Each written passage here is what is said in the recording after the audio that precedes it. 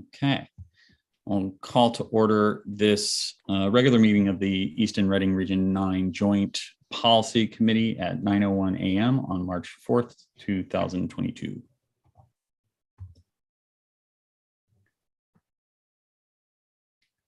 And I will let my fellow chair of the Region 9 committee call to order as well. I will call this meeting to order at 9:02 a.m. Thank you. Our first item is public comment. Seeing no members of the public present, we'll move on to our next item. I'm sorry. Our first item is approval of minutes from our February 25th, 2022 policy committee meetings. Do I hear a motion to approve? I will make that motion. Thank you, Chris. I second. Would our Region 9 colleagues like to do the same? I move to approve the minutes. Thank you.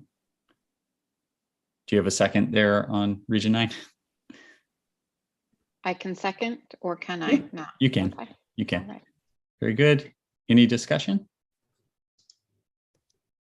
Hearing none, call the question for the Joint Policy Committee. No objection. No objection here.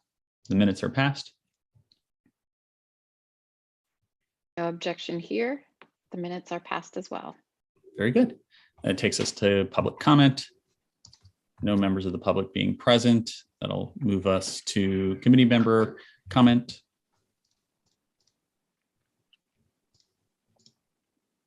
Hearing none. That'll take us to discussion and possible action.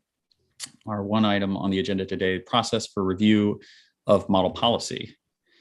So I know that there was a discussion last night. I think there were some slides that were shared for Region 9. Dr. McKinnon and I had previously spoken earlier in the week about the same process. And I know we had talked about this last week. It's actually very consistent with the process that we had been using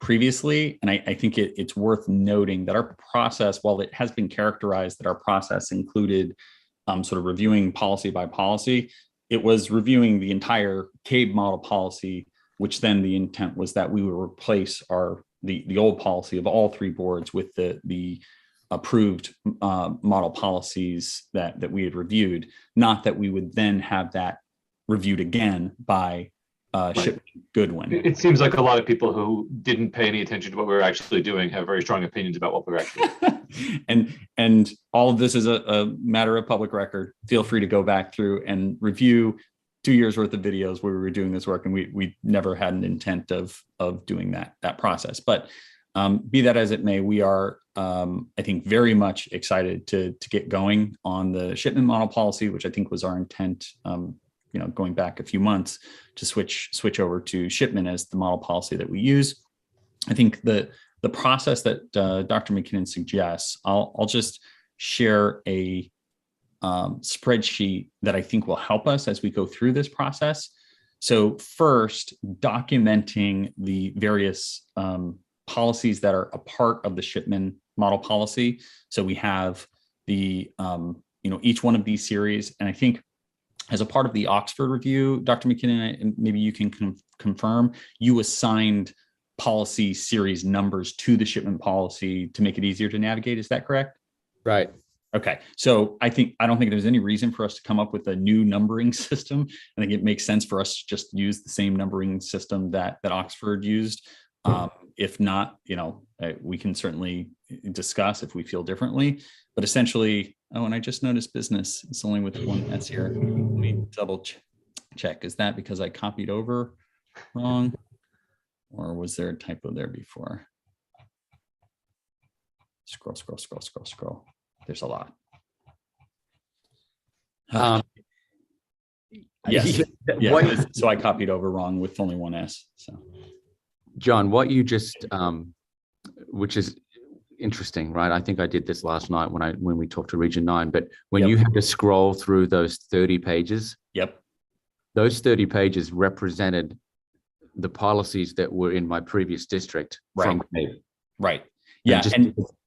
and people should note like what we're signing up for here. That's why I wanted to sort of put this into a very cut and dry spreadsheet so that we can sort of track it in a sort of meaningful way.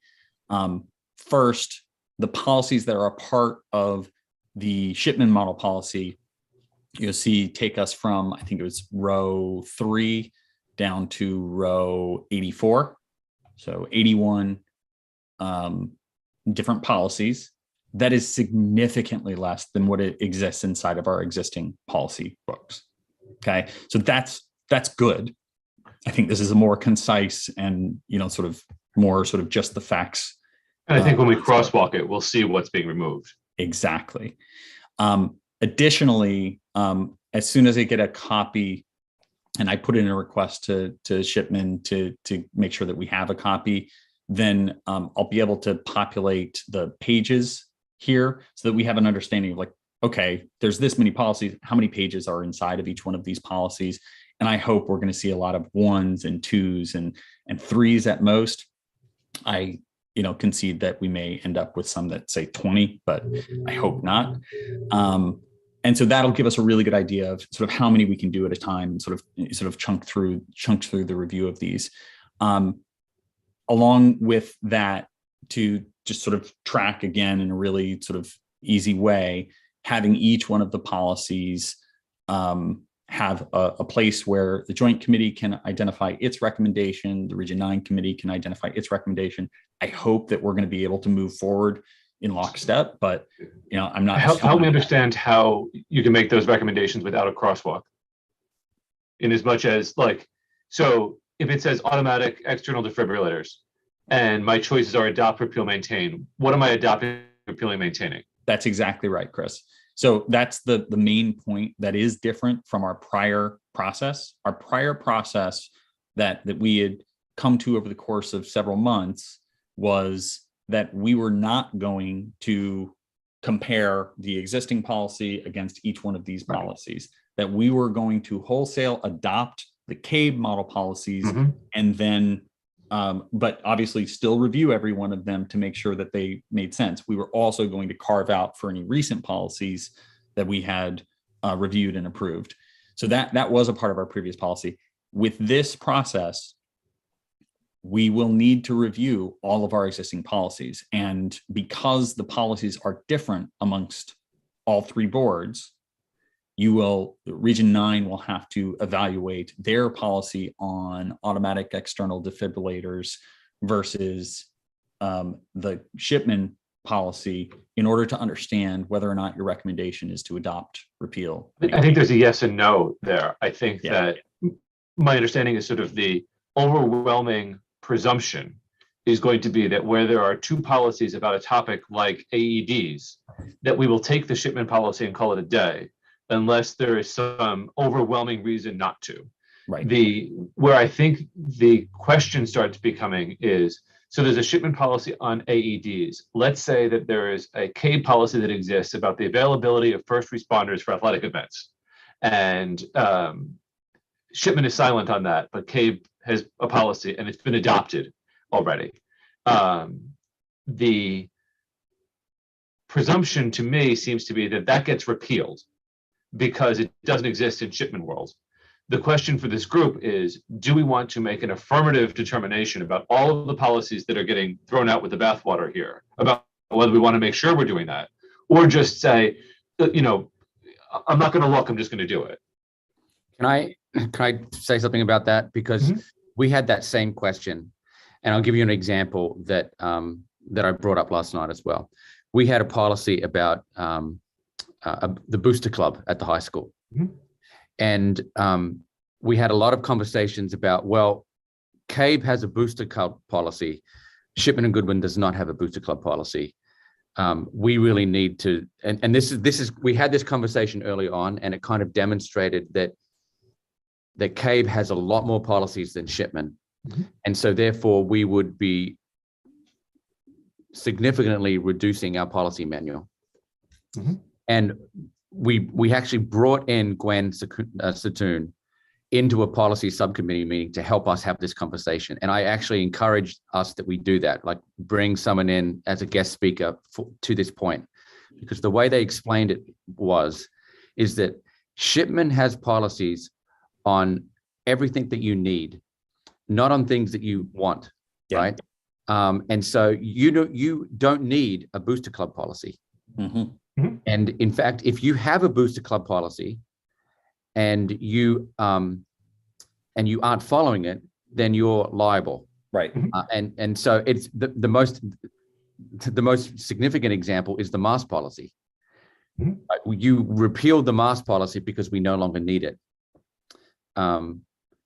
And Shipman explained it that if you don't clean up all of these policies all at once, then you actually have regulations that you're not following. If they're on the books, right? It's like there are a set of traffic rules out there and speed limits, and they're pretty consistent. You don't need to have speed limits for the country of Australia out there as well, right? Because that would be confusing. You just need one set of speed laws. So we wrestled with that question, and we decided that we just simply put all the policies into a folder, 2 different locations, and we said our assumption is we're repealing all of these policies and adopting all of these policies, and it was everyone's responsibility to go in and take a look at that. And out of that work, I think people identified maybe 10% of policies that they wanted to keep, and those policies were policies that they changed recently. So the work that you've done over the last 18 months, those may be the policies that you keep and or maintain, right? For now, I think that's very likely. So just on that point a little bit. So there's policy from the pure legal compliance perspective, and then there's the policy from the board exerting governance prerogative perspective. And there's kind of 2 ways to think about this. And I think one is we're just going to take all the Shipman policies and forget anything else existed so that we are purely legally compliant. And the board is essentially asserting that it is adopting policies for the purpose of legal compliance, period, full stop. The second flavor of that is, in addition, it is also important to the board that the administration promote XYZ, or the administration ensure that we have bus stops that are closer than is required by state law, or whatever these other sort of areas are. And it becomes a question of sort of what path we're going down on that, as to whether we're taking a purely Shipman and Goodwin legal compliance perspective, or we are adopting anything that is ER9 specific. Because if we decide that we are going to basically hit the reset button entirely, we don't need to look at any of the policies that currently exist. We just hit the reset button. Right. And then to the extent that there's oh wait, I wish we had a booster club policy because of whatever, then we start over with a booster club policy. But Chris, I would say I would support that you hit the reset button, you have your basic foundation of policies, and then from that point, if you need to add a booster club policy, then you can add a booster club policy. So I think it would be important to advise the board, though, in doing this, to say, here's what we're doing. Here are the new 83 policies. Here are the 130 policies that are being removed. Here are the 50 areas that the board previously made policy on that it is now withdrawing from. Right. So understand, when you're voting, you are voting to withdraw having a booster club policy. I thought that was I'm kind of confused a little bit, because I thought when we spoke last week that we were kind of saying wholesale repeal and replace, right? But then last night when Region 9 discussed it, there could be this middle ground, if you will. I think Jason, perhaps you or Mike had articulated this, that something could be fairly updated on a current basis, right? That the predecessor joint policy committees already established. I don't even know what this is, but to just say dress code, right? That we just updated that collectively as boards last year. Right. Why would we, in that case, assuming that you have to have that based on statute, that why wouldn't we want to keep that example as opposed to fully replace it? So like the bullying policy is a good example, right? It was required that we update it per statute. We did that. We went through a first reading. We did a second reading. We did it inside of the joint meetings of the three boards. What I think is important to distinguish here is, are we expecting that we will evaluate every policy, and these are the ones that are gaps, the ones that the shipment policies do not account for? Are we expected to review every one of those policies and determine whether or not we're pulling it out? Or are we focused on the recent ones? Are we focused on ones that have been approved over the course of the last 2 years? And so just pulling out the bullying, just pulling out the Title IX and sort of other ones that we have addressed more recently? Or are we expecting the boards to review in its totality the old policy manual before we get rid of it? I think that becomes a really onerous process.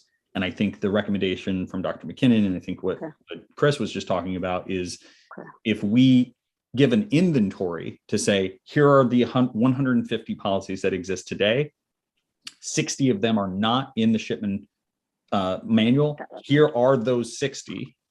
Here's the list of those 60. Feel free to go read them if you want to sort of read them individually.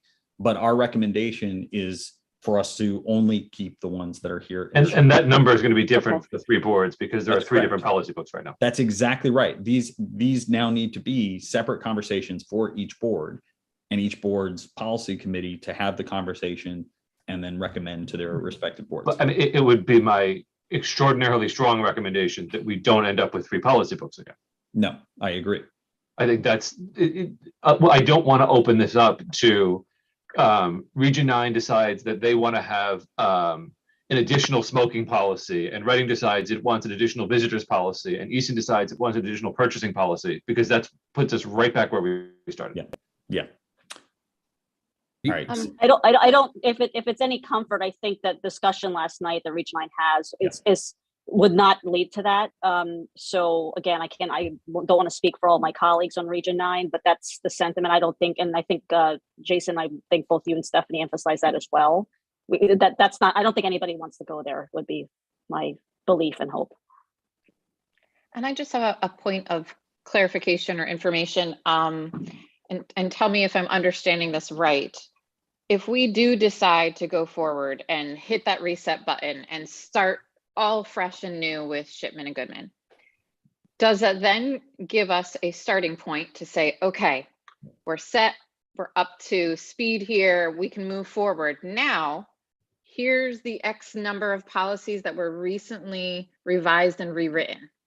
Now we can look at those and compare it to, is that what we're doing? So we reset and then compare? I would suggest that our first pass is Shipman plus recent. Right. And I think that the recent is going to be relatively slim. We're talking about it's like anything adopted since 2019, let's say. Right. And my guess is that you can do that through the minutes real fast. And I'm going to guess that it's less than 8 policies. Yeah. Okay. That helps. Okay. In part because we more or less paused the iterative process of Cabe says update policy 1, 2, 3. Okay, let's put it on the agenda, first reading, second reading, because that had gotten us in a goofy place. And so we said, let's not do that unless there's a needed reason to do that. And that's where the bullying policy came in, because we had a statutory obligation to do it. We didn't have a statutory obligation to update the smoking policy per a Cabe recommendation, for example. Right. Okay. And Thank you. I understand and I agree that we would prefer not to have 3 separate policy handbooks, and that makes a lot of sense. Then how do we handle, for example, discipline policies potentially could be different at the high school level than at the elementary, middle school level? So and for example, the use of fields and resources at Joel Barlow versus Samuel Staples, how would we handle those differences in the context of one policy manual? So I think there's a few things. The first is that there's sort of administrative regulation and operationalization of certain policies that doesn't. So with respect to discipline, you don't need to specify in great detail in a policy what those methodologies are. And secondly, I think it's similar to how any K-12 district would adopt a policy for which there are disparate measures of discipline from a preschooler to a senior in high school. That's right. And what we've talked about in this group over the past couple of years is basically in adopting an aligned policy book, we would also adopt sort of a preambulate statement that says throughout this policy manual, references to, specific to high school obviously don't apply to Easton and Reading. Right. References to principal, mean, head of school, references to, so that it all intersects in a way that it's obvious that if it's talking about Barlow, it obviously doesn't impact Reading Elementary School and things like that. And those are relatively small issues. Yes, and I think the norm, right? If we go and look at the 169 school districts in Connecticut, overwhelmingly, the norm is that they have a K through 12 set up, not like ours. Ours is actually very rare. So this is normally done, and I think the Shipman policy is going to be accounting for K through 12 in almost every case. Right. Yeah. And then just a question around the policies, the Shipman policies. Is the expectation that that there would be policies in their manual that we would not adopt, or is that they know what they're doing? There's no reason we would question their policies, and this would be a wholesale adoption. It is possible. I think it is. I feel very strongly it is our responsibility to review all of the policies to make sure that at a minimum, I hope that every member of our boards, of the 3 boards, are reviewing every one of these policies. But at a minimum, while I can't control what everybody else does, I want to look at every policy. I hope everyone here is committed to looking at every policy. If I come across something that I say, oh, wow, that is problematic, or I have an issue with that. One of the major benefits of working with Shipman is that I have a dialogue. I know people I can reach out to at Shipman and say, hey, I'm either confused or concerned about this. What does this really mean? What are the implications of this? We can actually have a dialogue with them, or we can have them join us here. I don't think that's going to happen. Shipman is very good at what they do. So I don't think that's going to happen.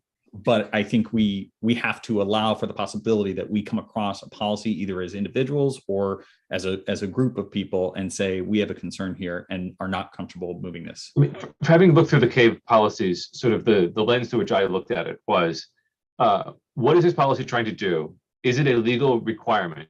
If it is a legal requirement, does it have to be written the way it's written, or what discretion do we have within that? And what changes might or should be made to what the draft is to make it better for our district? And is it applicable at all? Like, just looking at this spreadsheet, policy on pool safety plan, being 5 schools with 0 pools, my expectation is that we might not need the policy at all. But I haven't looked at it, so maybe it also applies to when we send kids off campus, and maybe when the Barlow swim team goes somewhere else, we need to have this plan in place. So I don't think we have a pool safety plan right now in any of the policies that exist. Maybe that's an oversight. I don't know yet. But I would, to John's point, expect to look through all of them with that question of, is this meeting a legal obligation? Is it creating additional obligations?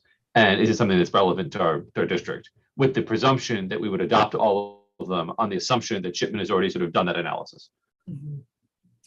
And just to John, your point that we could have a discussion if there were questions, is that included in the purchase of this, or is now the clock is ticking and we're on the meter? You'd be on the meter. Yeah. Okay. You'd be charged for that time, which is why I think we want to be really careful. I totally agree with Dr. McKinnon's recommendation that we sort of bring someone in for some of this conversation, but I think we want to get as far along as possible. I think if we're going to look at our existing policy, understand where the gaps are, that's sort of administrative work that we don't need to do here. I think it's just work that needs to happen ahead of one of these meetings to sort of put that list in front of us and then for us to talk about it in one of these meetings, for us to then individually go back and review and understand the sort of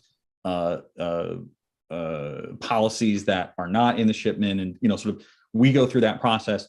And then when we come to a part where we say, okay, we have a very clear idea, we have our hands sort of firmly around what this problem is, then I think we bring in and make the most efficient use as possible of a shipment resource. Can we do that in an hour? I hope so. I think if we're really organized, we can do that, which is, that's why our previous process spreadsheet and, make sure our previous process included flagging issues, and then every so many weeks, basically going through the issues and bringing in the subject matter expert to go through those issues, which is sort of, I think, the best plan. Yeah. Okay. So at least from my perspective, I think there's a few things that need to happen. One is actually getting the model policy reached out to shipment, and as soon as we get that, then we'll have that available for us all to sort of leaf through. I'll start to catalog some of these basic data points, like how many pages. The work, though, which I think is quite significant, of understanding where we have a visitor policy in the Easton policy, a visitor policy in the Reading policy manual, a visitor policy in the Region 9 policy manual, and doing the delta analysis. Where are there differences that are meaningful enough that sort of constitute a sort of a deeper look? I'm not sure I care about that, because that is a huge rabbit hole. Yes. Like, that is a years-long rabbit hole. And so what I'm suggesting is, if we have a visitors policy, we just say, okay, this shipment policy is replacing the visitors policy. Let's look just at the shipment policy and say, are there any objections to the shipment policy, without getting into what the other policies say, because we'll be there forever. What I'm suggesting is, if there's within the 1000 series, in addition to a visitors policy, a use of school facilities by school bus drivers during their breaks policy, that we at least flag that policy exists presently and would be fully repealed by replacing it. Right, but somebody has to go through all of the Easton policies. Someone has to go through all of the Reading. Someone has to go through all the Region 9 policies. And essentially, if this spreadsheet, let's say that this wasn't just the shipment policy index, we insert a row here and we say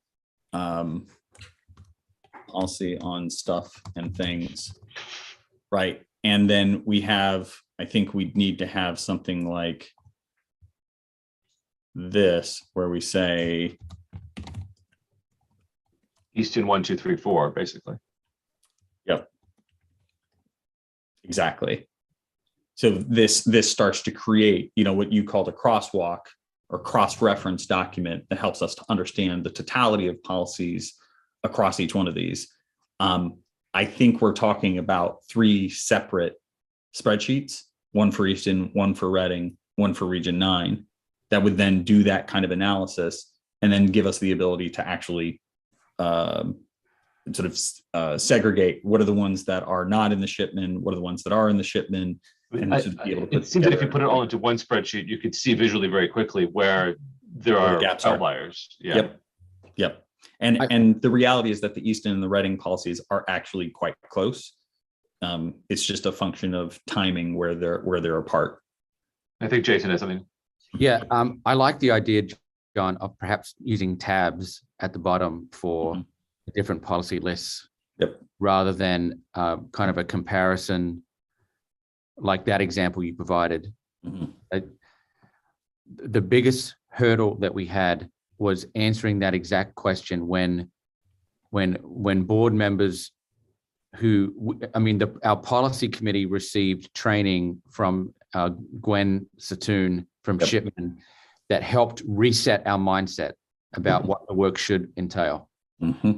And the sticking point was when we went back to the board and we showed them the side-by-side comparison. Right. And then people said, wait, we're gonna cut out the booster club policy. We need the booster club policy. You can't, now we don't have one. So the kind of the whole mentality of now we're doing less when we should be doing more.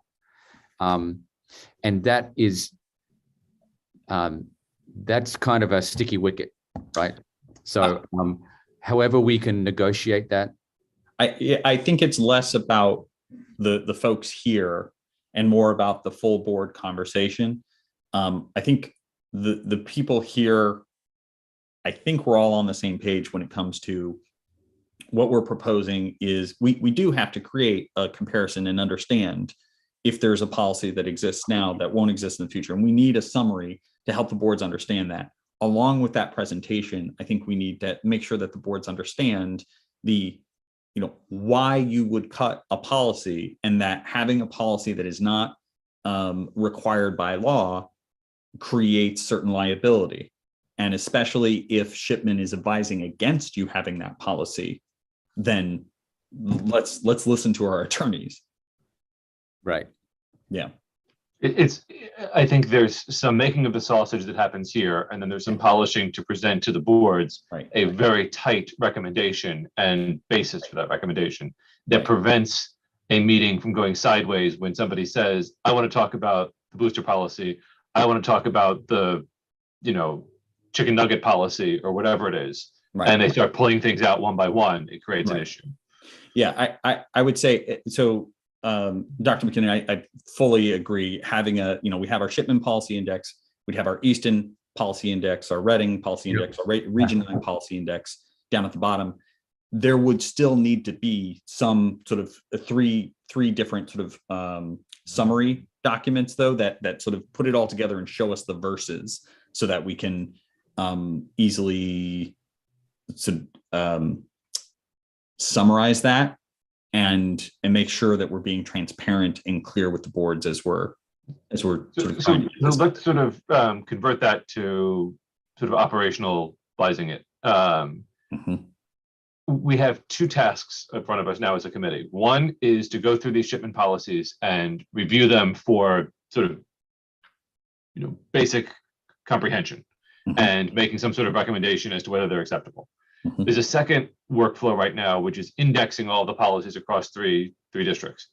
And there's sort of two layers to that, in my view. One is you could simply go through the ER9 webpage and write down policy 1234 smoking, policy 1235 vaping, policy 1236 parking, or whatever the policies are.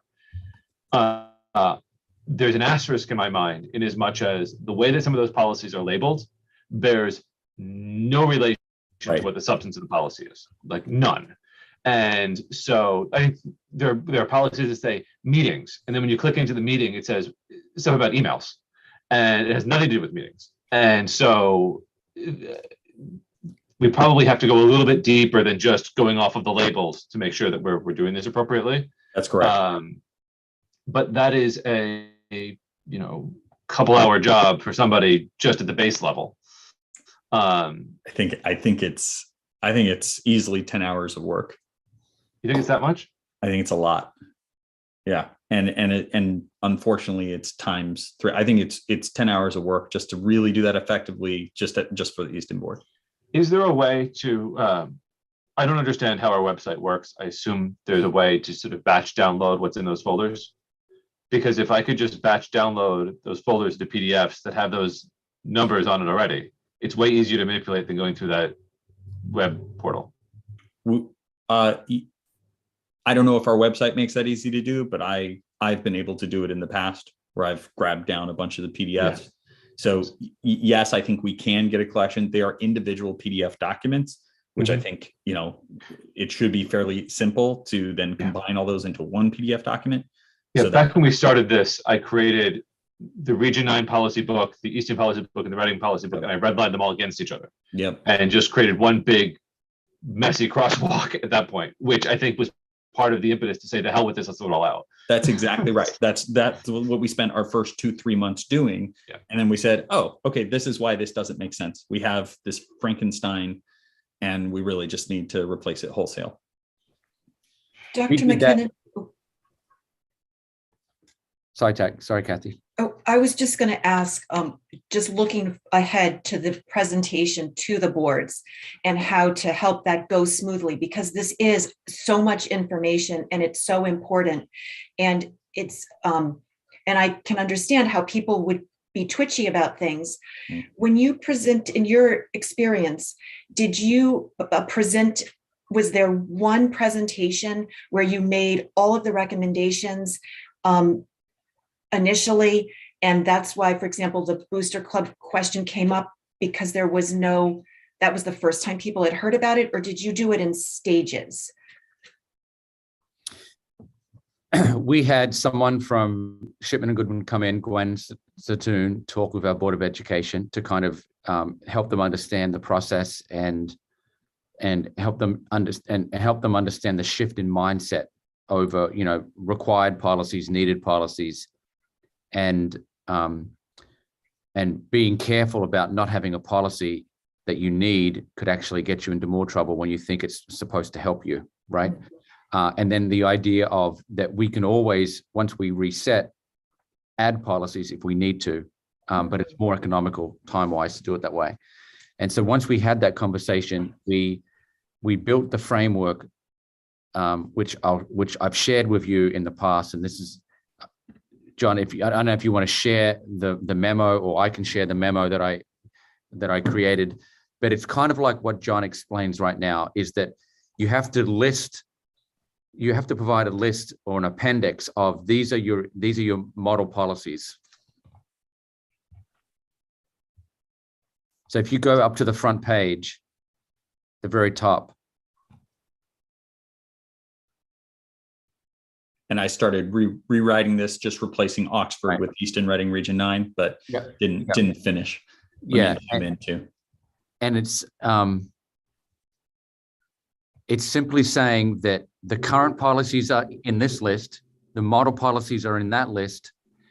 We've done some policies we want to maintain, and then you see that in the introduction section, and then in the policy locations, Chris was talking about, can we put this on a website? Well, we just use Google folders, and it was everyone's responsibility that they needed to understand which policies were on the list, which policies were in the Google folders, and they were all downloaded, and they had to go in and study those policies. And then we actually moved very quickly through the process. A lot of it was done offline, right? So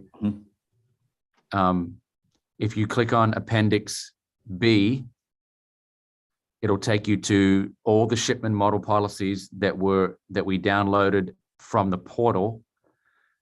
They don't give you kind of here are all the Microsoft Word documents or PDFs. They actually give you access to a portal. You go into the portal yourself, you download the policies as Word documents. We downloaded them, then we put them into Google Documents and Google folders. So that's how we did it.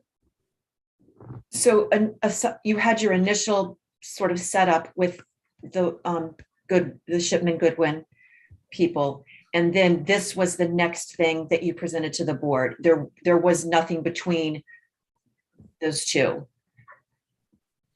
The step that was in between them was the step which was in Appendix C, which was the policies that we wish to kind of maintain that we've worked on recently.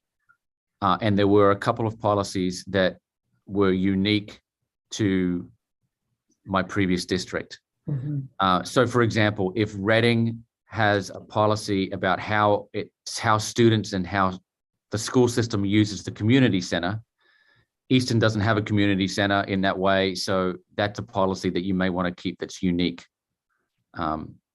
So there were a couple of examples like that, but 95% of the policies were unique to all 5 schools. Because I think, as John pointed out, Shipman designs policies K-12. They don't design policies the way Easton, Reading, and Region 9 are currently configured. Mm-hmm. I think that's a good, I wasn't involved in the previous discussions, but it does seem that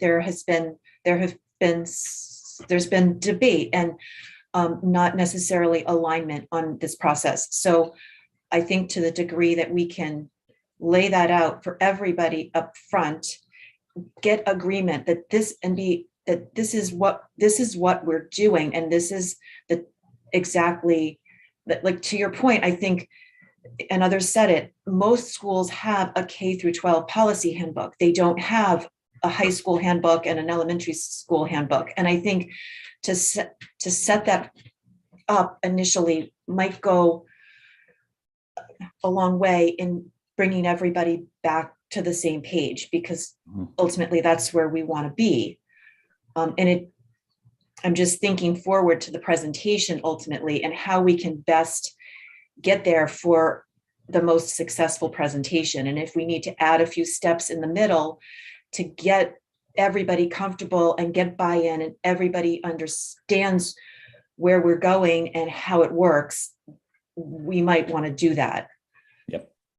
Yeah, Kathy, I have come to appreciate more and more, and it gets reinforced every time we bring things back to the boards, how important it is to have a concise explanation, to really kind of recap and sort of bring everybody along with you, because the way that boards are supposed to work is that committees go and do a bunch of work, and through that homework that they've done, then they bring a recommendation to say, here's what we recommend.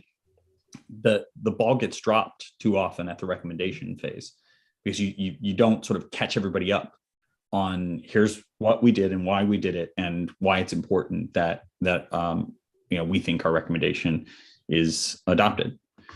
So I agree, we need to be very thoughtful about that. And I'm not saying it to make more work, because one of the things, the beauty of this, in my view, one of the beauties is that it is streamlined and it seems very efficient. And I think that's excellent. So adding steps to get board buy-in along the way is not in any way meant to create additional work on this project, more just from a communication standpoint and how we potentially break up what we present and when. Right. Not meant to create extra work in any way. Yep. At the risk of relitigating a sore subject, the reality is that for 2 years, the boards were aligned as to what their goals and objectives were with this process. And it has only been in a recent revisionist history from certain people that has led us to this point where we're pretending like we didn't do actual work that is exactly what we're proposing to do right now. Yeah, and I don't want to open up the can of worms and get into that stuff. So I'll just say, giving regular updates is something that we were doing before, and you can see inside of the committee reports sections of our individual board members, board meetings, as well as joint when we met jointly, that we were giving regular updates about our progress, and it was well received. As we gave those updates, people were supportive of the work that we were doing. So, I have to go, everyone. Yep. Is that okay? Yeah, I think I don't think that there's more for us to do today. I think I will share the policies. As soon as we get back policies, I'll make sure that they're in a format that people can look at them. I think there is utility in us reviewing. I think Jason can go, and then we can figure out what our next steps are. Yep. Yeah, John, I really like your Google sheet here with the idea that of the drop downs. Yep. And the tabs across the bottom. I think that's really going to help us. And that's that's an important part. Like having an index and having the mechanics behind it, where the policies can go, where everyone can go, is right. It's really important. Yep. So everyone here should have access to a Google Drive. Thank you, Dr. McKinnon. Thank you. Bye, everyone. Drive folder I shared with everybody. We want to be really careful. We should not be having conversations in there. So this is not about, let me put in a comment which someone else is going to reply to. You can make notes, but those notes should not be discussed unless we're in session in public, because it would constitute an illegal online meeting if we're actually having dialogue that's the business of our committees. But the folder is set up, we should all have access to it, and I'll drop in the policies. I think if we just take I don't think we need to say everybody review all these policies. It's take a look so that we all have a handle on, and then sort of from the operational side of things, doing that crosswalk or the sort of cross-referencing. I think maybe we we come back to that question next week. And ideally, we've all had an opportunity to look at some of the shipment policies, and we can start to say, oh, okay, you know what, this is going to be easier than I thought or harder than I thought. And then we can. I'm wondering, just sort of as a proof of concept, if we want to try to say that next week, everybody will have looked at AEDs through pool safety, the first 6 1000 series policies. And in that time, we can have one of the board's 1000 series policies sort of indexed. And to say, here are the 25 1000 series policies that exist right now, so that we can do in a small swath sort of the process and see if it works. And if it works, then it says we need to build out the index for everything else before we go forward. Or if we find that the index isn't really helping us, we say we don't need to worry about that right now. Let's just get through the shipment policies. I like that. Sort of put the train in motion a little bit. Yeah, I like that. And A practice run, you're saying. Right.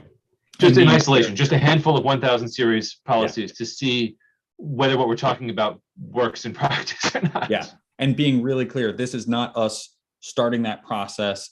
And if you plot it out, oh, that means you're going to be at this for 6 months. This is us testing the process as a proof of concept.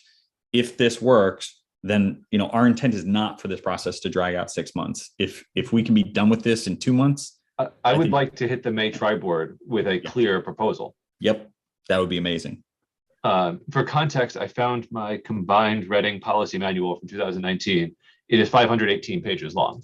So if there are 84 shipment policies that average 3 pages, it's still half the volume. Yeah, that'd be amazing. Okay. Just procedurally, so we could make a note on the spreadsheet, for example, that says redundant or redundant question mark, but as long as nobody says, no, it's actually not redundant, we're okay. Just don't get into a conversation. Yep. Okay, so we can make any notes or ask questions. We just can't reply to others' notes or questions. Yeah, I think that the point is, like, using this format, we can tag things. We can, you know, go around and we could say, oh, I think this one should be repealed. I think this one should be. We can do all that kind of work. When we come together, that's when we discuss it. Okay. Right. So just so I'm clear, what's the homework assignment for next week? I like the idea of just these first 6. Okay. Right. So we're going from AED down to pool safety and reviewing the shipment policies.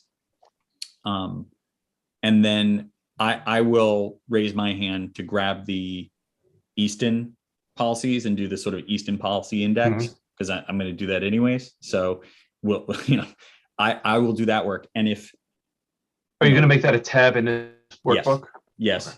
And if 30 minutes into it, I go, oh, wow, this is crazy, then I will come to you with the abandoned process to discuss next week. And if I finish it in 30 minutes and go, oh, wow, this is great, this is going to be easy, then I'll come with that. Right. And we'll know real fast. Yeah. So when do you think we would get the policies? As soon as I hear back from shipment. So I hope that we will get them today. Okay. If not, it, you know, could be early next week. But, you know, generally they're very responsive when we ask them for things. Mm-hmm. So it sounds like so we're in agreement that this spreadsheet, John, that you'd be sharing, we could create a list of index respectively for each board that says, okay, here are Region 9's, whatever, 9,000 policies or whatever the series are, right? And lay them out in a separate tab, and then we'd crosswalk them at some point. That's right. And I didn't mention, this is not something that was a part of the process in the past, but I suspect Dr. McKinnon would be supportive of it, the enumerated duties. So as we review the shipment policy, and as we look at any policy we're going to keep from our respective boards, we should make sure that any policy that specifically directs the superintendent, the designees, the assistant superintendent of curriculum, or anyone else in the district to do something, that we capture that really clearly. So the enumerated duties would have the role, who's supposed to do it, what policy, and then a little digest of, well, what is it that they're supposed to do. And ideally we come up with I would love to say 1-pager, but I suspect it will be a 5 or 10 pager that just clearly articulates, as a matter of policy, here is what the superintendent, here's what the assistant superintendent or anyone else is meant to do. That's also going to help in certain extent to sort of build out a governance calendar, because there are certain policies that require quarterly or annual certifications of things. And that needs to start getting plotted onto a governance cadence. Right. Yep. Good. Good. Cool. Okay. Well, then I think that takes us to committee member comment. Let me just double check that that's the next item. Yes, committee member comment. So something that is off the topic, but related to policy and related to the format in which we are meeting. Currently, the Freedom of Information Act allows these meetings to exist purely remotely only through April 30th of 2022, at which point that piece sunsets. The Planning and Development Committee of the Legislature has raised House Bill 5269, which would eliminate the sunset and make these meetings permanently available as a thing. There is a public hearing at 12 o'clock today that I plan to testify at in support of legislation. If you are so inclined, you can also send the Planning and Development Committee written testimony requesting that they maintain this as an option for boards and commissions to continue to meet remotely. That would be great, Chris. If you don't mind, can you email that to me? I would definitely like to write something as an individual board member. If you could send it to me as well, that'd be great.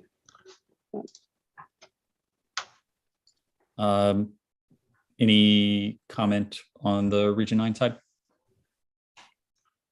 So Sarah, I'm happy to help once you lay out the template, like what columns you want us to lay out the policies are. Sarah, I'm happy to take the lead on that.